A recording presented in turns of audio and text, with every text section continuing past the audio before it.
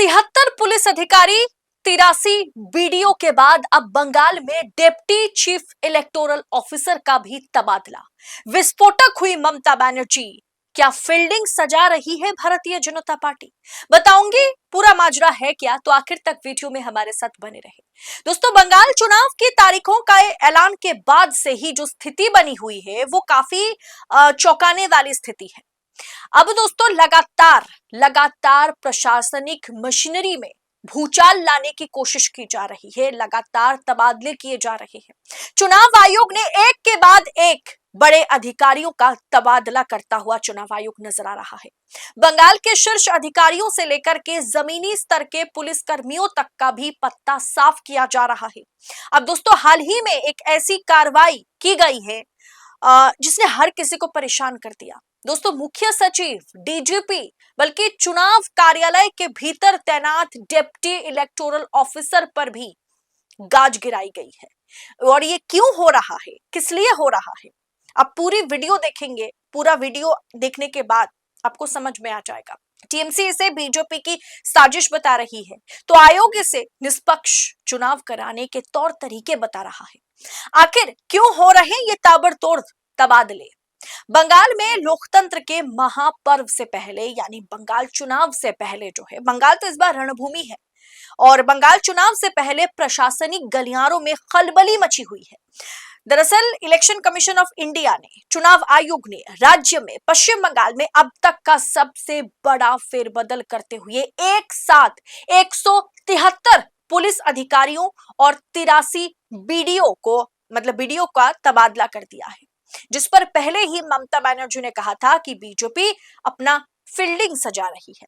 अब दोस्तों, बंगाल में लोकतंत्र के महापर्व जो है, पश्चिम बंगाल चुनाव से पहले प्रशासनिक गलियारों में खलबली मची हुई है, क्योंकि चुनाव आयोग ने राज्य में अब तक का सबसे बड़ा फेरबदल कर दिया है। 173 पुलिस अधिकारियों और 83 बीडीओ का तबादला। उसके बाद अब चीफ इलेक्टोरल ऑफिसर के कार्यालय में बड़ी कार्रवाई हुई है। आयोग की पैनी नजर, आयोग कह रहा है कि हम पैनी नजर रखे हुए हैं। अब दोस्तों, यही सब करते हुए चीफ इलेक्टोरल ऑफिस से अब डिप्टी चीफ इलेक्टोरल ऑफिसर का तबादला कर दिया गया है। पश्चिम बंगाल के मुख्य निर्वाचन अधिकारी के कार्यालय से 4 महत्वपूर्ण अधिकारियों को हटाया गया है, जिनमें डिप्टी इलेक्टोरल ऑफिसर और सेक्शन ऑफिसर जो है शामिल है। उन्हें उनके पदों से हटा दिया गया है। इन अधिकारियों को वापस उनके मूल विभागों में भेज दिया गया है, जिन्हें अभी, मतलब कुछ समय पहले से ही काम पर लगाया गया था।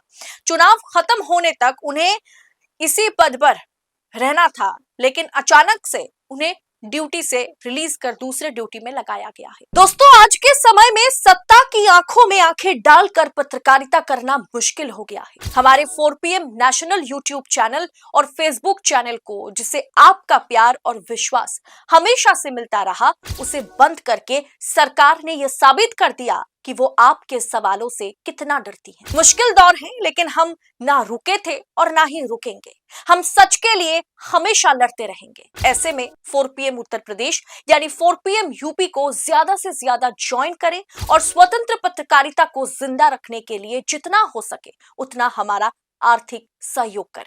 आपके सहयोग से ये जंग हम जीत कर रहेंगे। दोस्तों, चुनाव आयोग की घोषणा के चंद घंटों के भीतर ही आयोग ने बंगाल के सचिव जो है नंदिनी चक्रवर्ती, गृह सचिव जगदीश प्रसाद मीणा और डीजीपी पीयूष पांडे को भी हटा दिया था।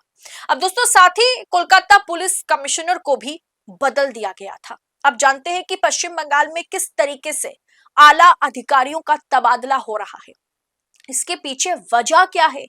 चुनाव आयोग को यह सब करने की जरूरत क्यों पड़ रही है? अब दोस्तों, चुनाव आयोग कह रहा है कि हम तो साफ सफाई करने में लगे हुए हैं कि ताकि कोई हम पर उंगली ना उठा सके। अब दोस्तों, ये तबादला चुनाव से पहले अचानक करते चुनाव आयोग ने सारी उंगलियों को अपनी तरफ कर लिया है। चुनाव आयोग ने क्या कहा था कि एसआईआर इसलिए हो रहा है ताकि घुसपैठियों को हम बाहर निकाल सके, जो पश्चिम बंगाल के रहने वाले नहीं है उनको हम यहां से भगा सके, उनको डिटेंशन कैंप में भेज सके।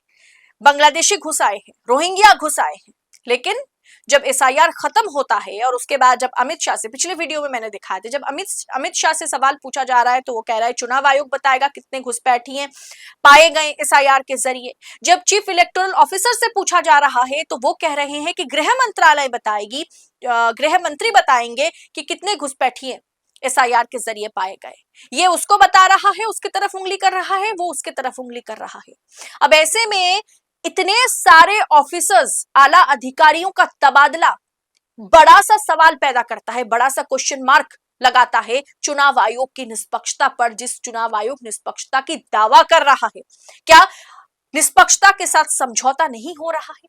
इन तबादलों ने बंगाल में भारी राजनीतिक विवाद पैदा कर दिया है। मुख्यमंत्री ममता बनर्जी ने सीधा आरोप लगाया है कि चुनाव आयोग बीजेपी के लिए प्रचार कर रहा है, चुनाव आयोग बीजेपी के लिए ये जो मैदान जो है, जमीन जो है, उसे फील्डिंग उसमें सजाने का काम कर रहा है। टीएमसी का आरोप है ये सभी बदलाव बीजेपी के इशारे पर किए जा रहे हैं ताकि चुनाव को प्रभावित किया जा सके।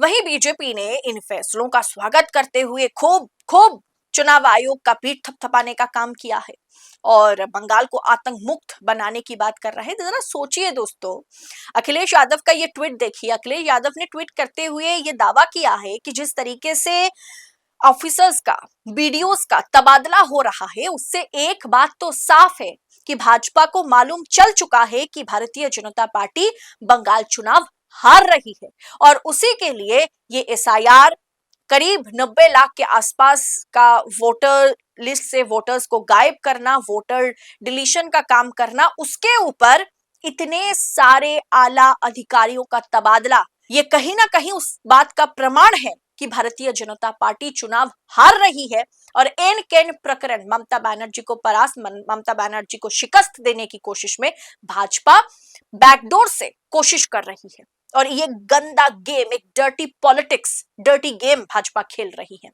फिलहाल दोस्तों, आप किसे पक्षपात कहेंगे? चुनाव आयोग जिस तरीके से भाजपा के लिए फील्डिंग सजा रहे हैं, जो आरोप ज्ञानेश कुमार पर, चुनाव आयोग पर ममता बनर्जी की पार्टी ने लगाया है, ममता बनर्जी के लगाया है, क्या आप इस बात के साथ सहमत है?